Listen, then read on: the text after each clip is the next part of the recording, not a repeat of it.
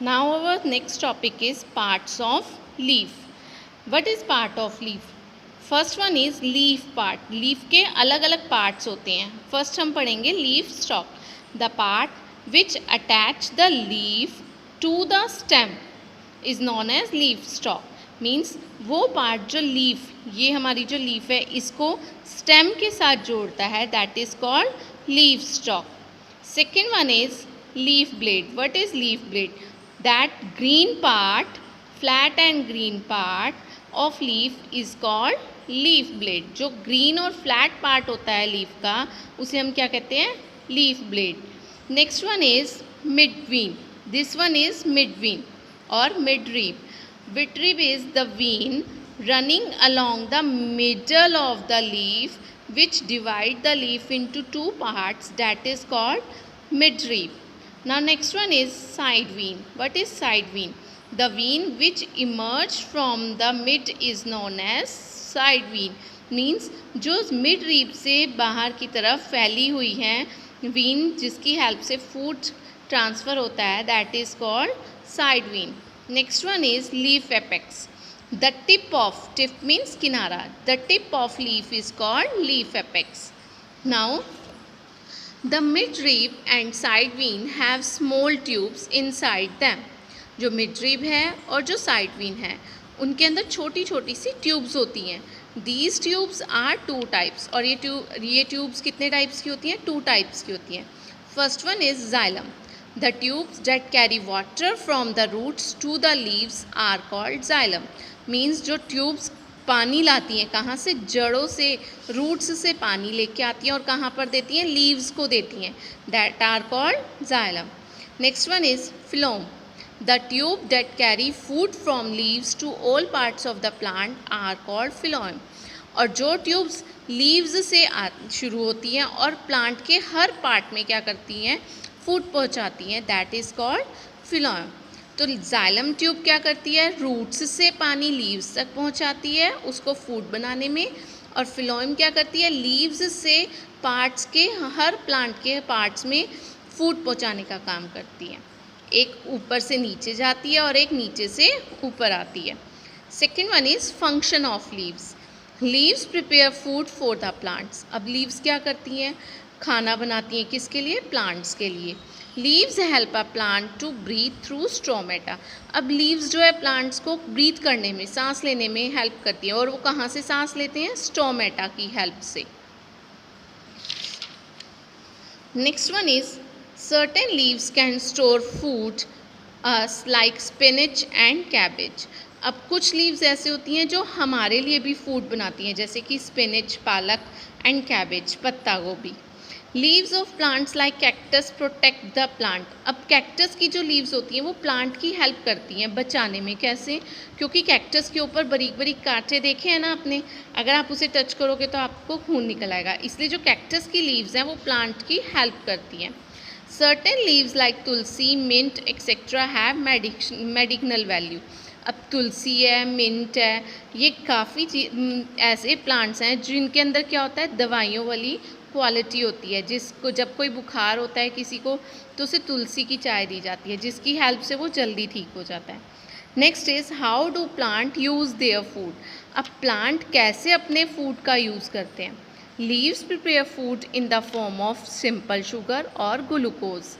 Plants get energy from this sugar. अब जो leaves हैं अपना खाना बनाती हैं, किस फॉर्म में बनाती हैं? सिंपल शुगर की या ग्लूकोज की फॉर्म में. अब प्लांट्स उस शुगर से क्या करते हैं? अपने लिए एनर्जी गेन करते हैं और उससे वो अपने आप को ग्रो करते हैं, बड़े होते हैं, उनके ऊपर फ्रूट्स लगते हैं, फ्लावर्स लगते हैं उस फूड की हेल्प से. अब जो एक्स्ट्रा फूड बच जाता है उसका वो क्या करते हैं? Extra food is stored in the form of starch which is used for growth. अब जो एक्स्ट्रा फूड है वो यूज़ किया जाता है बाद में इन द फॉर्म ऑफ स्टार्च, यानी कि वो स्टार्च के रूप में उसको इकट्ठा कर लेते हैं और उसके बाद वो किस में यूज़ करते हैं? अपनी आगे ग्रोथ में यूज़ करते हैं. Now next is energy flow. Sun is the ultimate source of all energy. All living being need energy and everyone depends on sun. अब हमें पता है कि सन जो है वो एक ऐसा सोर्स है एनर्जी का जो सिर्फ एक है. और उसके अलावा और तो कोई दूसरा सन है नहीं, इसलिए हम सन से ही हर तरह की सोलर एनर्जी हमें कहाँ से मिलती है, सन से मिलती है।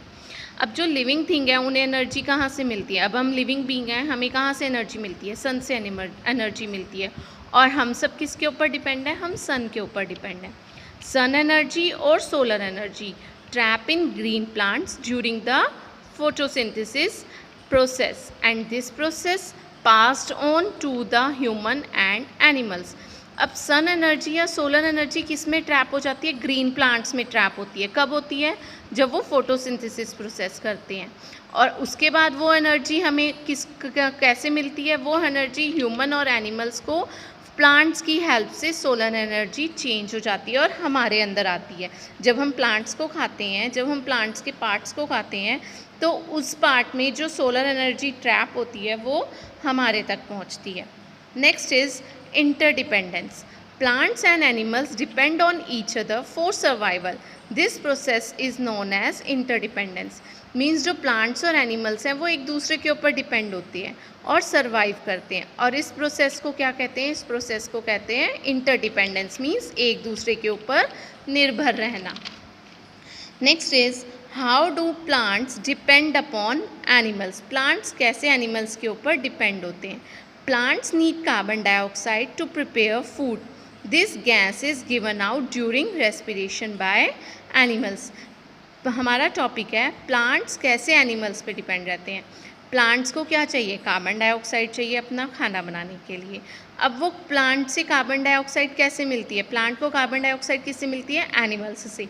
जब एनिमल्स रेस्पिरेशन करते हैं तो उसमें क्या निकालते हैं, बाहर कार्बन डाइऑक्साइड निकालते हैं। Next is plant seeds are scattered by animals. जो प्लांट्स के सीड्स हैं, स्कैटर्ड मीन्स बिखेरना। अब एनिमल्स जब इधर उधर जाते हैं या अपने प्लांट्स खाते हैं तो उसके सीड्स वो बाहर निकाल देते हैं और इस तरह से जहाँ पर वो बाहर निकालते हैं प्लांट्स के सीड्स, वहाँ पर एक न्यू प्लांट ग्रो करता है। इसलिए जो प्लांट्स हैं वो किसके ऊपर डिपेंड है, एनिमल्स के ऊपर डिपेंड है। Next is how do animals depend upon plants. अब एनिमल्स प्लांट्स पे कैसे डिपेंड करते हैं। Animals need oxygen to breathe.